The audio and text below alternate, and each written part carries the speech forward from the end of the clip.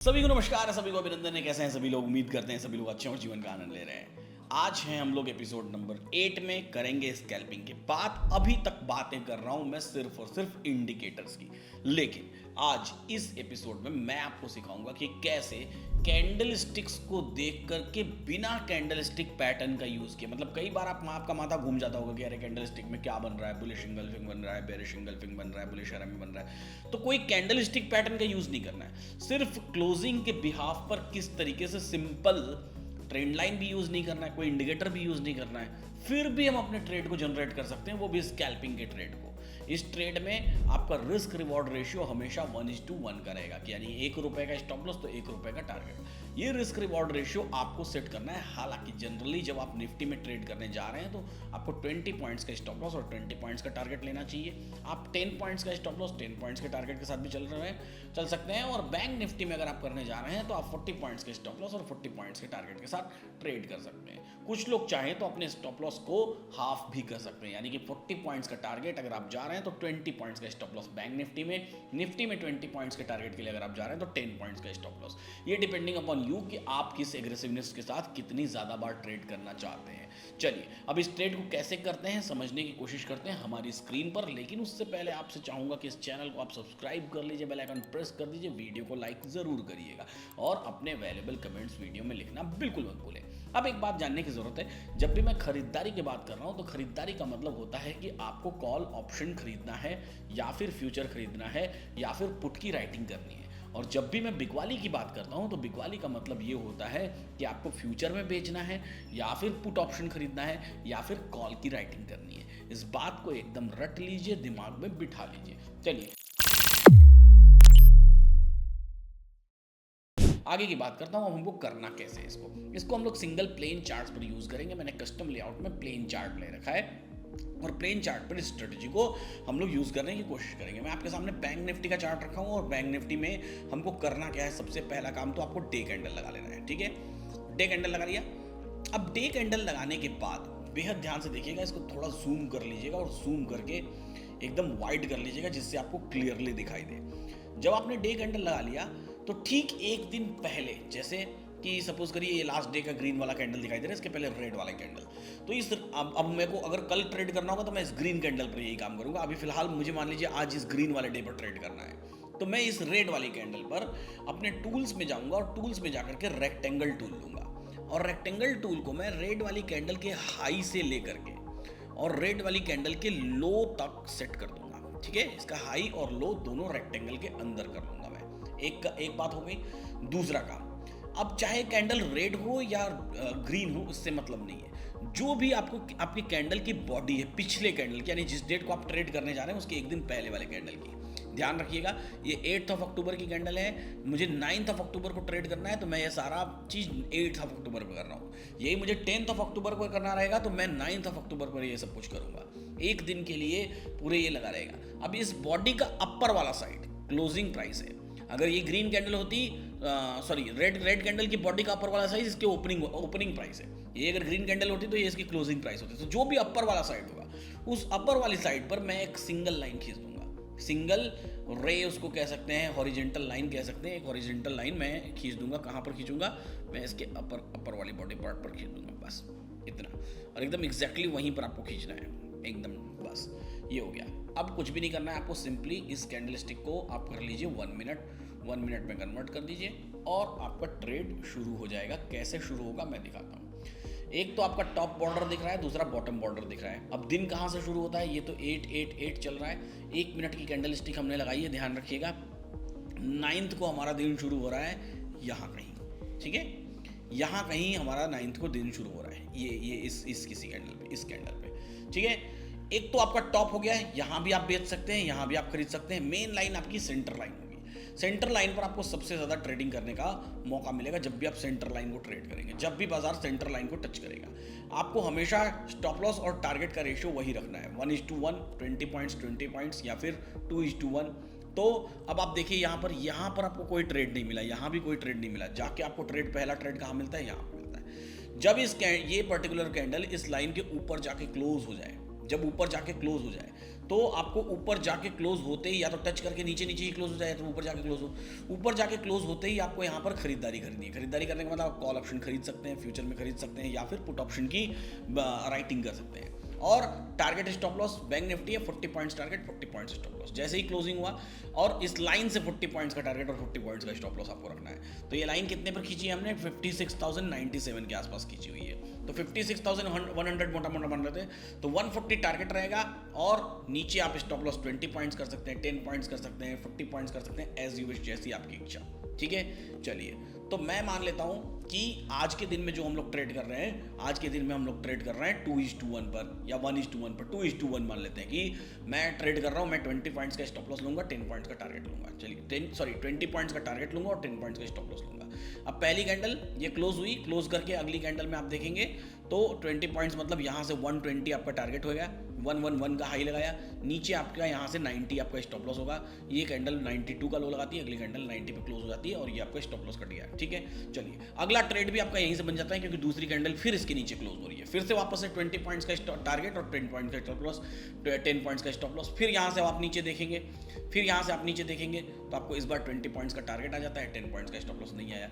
फिर अगली कैंडल ऊपर क्लोज हुई, अगली कैंडल ऊपर जैसे ही क्लोज हुई, फिर वापस यहीं से आप देखेंगे 20 पॉइंट्स का टारगेट, 10 पॉइंट्स का स्टॉप लॉस। यहाँ से पहली कैंडल टच करती है, 20 पॉइंट्स का टारगेट आपका आ जाता है। फिर कोई कैंडल टच नहीं करती, ये देखिए नीचे। फिर यहाँ से अगली कैंडल वापस इसको टच करके ऊपर क्लोज हो गई, अगला ट्रेड फिर से यहाँ से लिया, 20 पॉइंट्स का टारगेट, 10 पॉइंट्स का स्टॉप लॉस, 20 पॉइंट्स टारगेट आ गया, यहाँ पर कॉल ऑप्शन का लिया।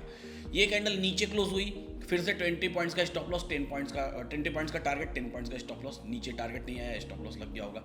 फिर अगली क्लोज हुई, फिर से इस बार टारगेट आ गया, फिर ऊपर क्लोज हुई, फिर से टारगेट आ गया, फिर ऊपर क्लोज हुई, फिर से टारगेट आ गया। ये क्रम आपका सतत चलता रहेगा, जब जब इसको टच करेंगे, फिर क्लोज हुई, फिर से टारगेट आ गया, फिर क्लोज हुई, फिर से टारगेट आ गया।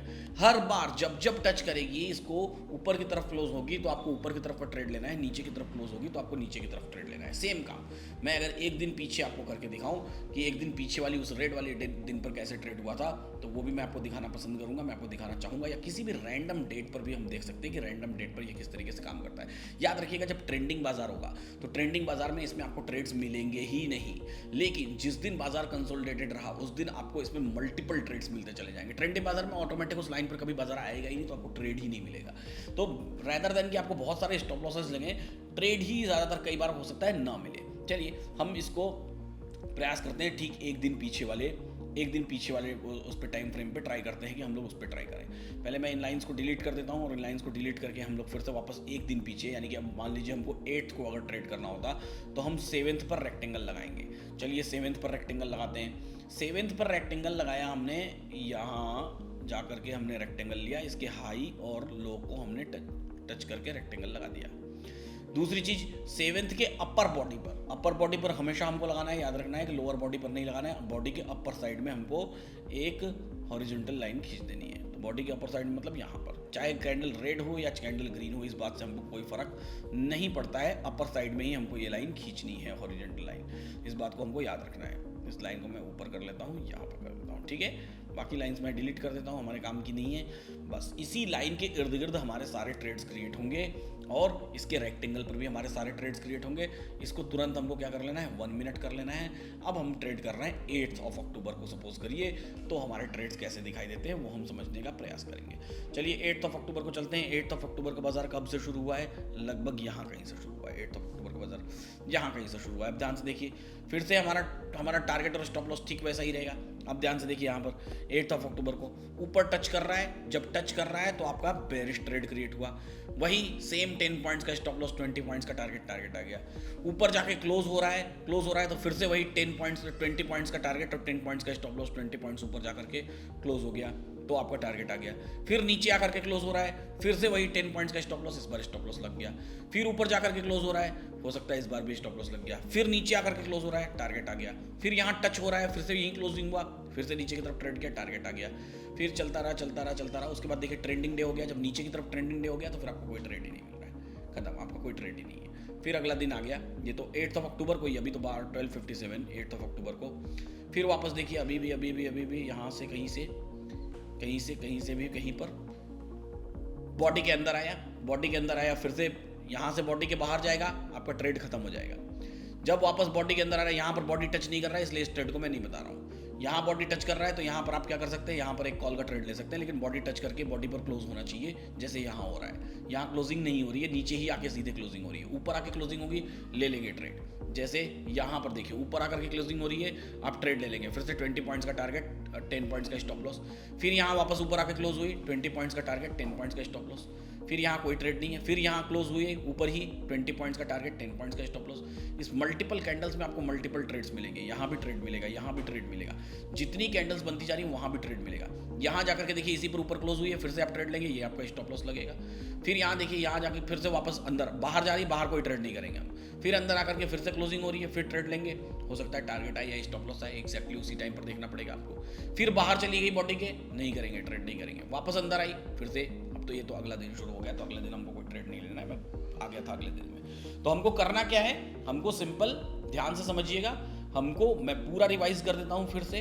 आपको पहले सबसे पहला काम डे कैंडल लगाना है। डे कैंडल में ठीक पीछे वाले दिन, आज आपको ट्रेड करना है तो कल वाले दिन पर आप हाई और लो पकड़ के उस पर एक रेक्टेंगल लगा दीजिए। जैसे अगर मुझे अगले दिन ट्रेड करना होगा यहाँ से, जो आज का बॉडी है उसके हिसाब से, ठीक है, जो आज की बॉडी है इसके हिसाब से अगले दिन अगर मुझे ट्रेड करना होगा, यहाँ से इस पर्टिकुलर कैंडल के हिसाब से 10th ऑफ अक्टूबर को अगर मुझे ट्रेड करना होगा, तो मैं 9th ऑफ अक्टूबर में जाऊंगा और 9th ऑफ अक्टूबर का हाई और लो पकड़ के एक सबसे पहला काम मैं रेक्टेंगल खींच दूंगा।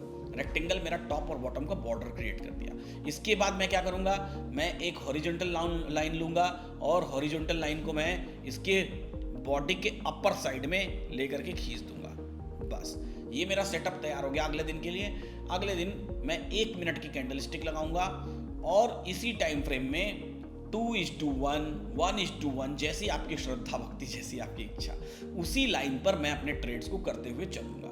बाजार जब इस जोन के बाहर जाएगा मैं कोई ट्रेड नहीं करूंगा, लेकिन जब बाजार वापस इस जोन के अंदर आएगा मैं वापस ये टॉप की लाइन को भी ट्रेड कर सकता हूँ, बॉटम की लाइन को। टॉप की लाइन और बॉटम की लाइन हम हमेशा रिवर्सल के लिए ट्रेड करेंगे, और ये जो सेंटर वाली लाइन है हम इसको ब्रेकआउट पे भी ट्रेड करेंगे, रिवर्सल पे भी ट्रेड करेंगे, दोनों के लिए ट्रेड करेंगे। इस बात का हमको ख्याल रखना है। तो कैसी लगी ये स्ट्रेटेजी आपको, कैंडल स्टिक में बिना कैंडल स्टिक का इस्तेमाल किए, बिना किसी इंडिकेटर का इस्तेमाल किए, सिर्फ पीछे के एक दिन का हाई लो और ओपन या क्लोज देख करके ट्रेडिंग करने की। उम्मीद करता हूँ स्ट्रेटेजी आपको पसंद आई होगी, सिंपल होगी। कोई रिलेटेड सवाल हो तो आप कमेंट बॉक्स में जाकर के लिख दीजिए। अगले जब एपिसोड्स बनाऊंगा तो मैं उसमें इसको कंसीडर कर लूंगा। फिलहाल इस वीडियो में इतना ही।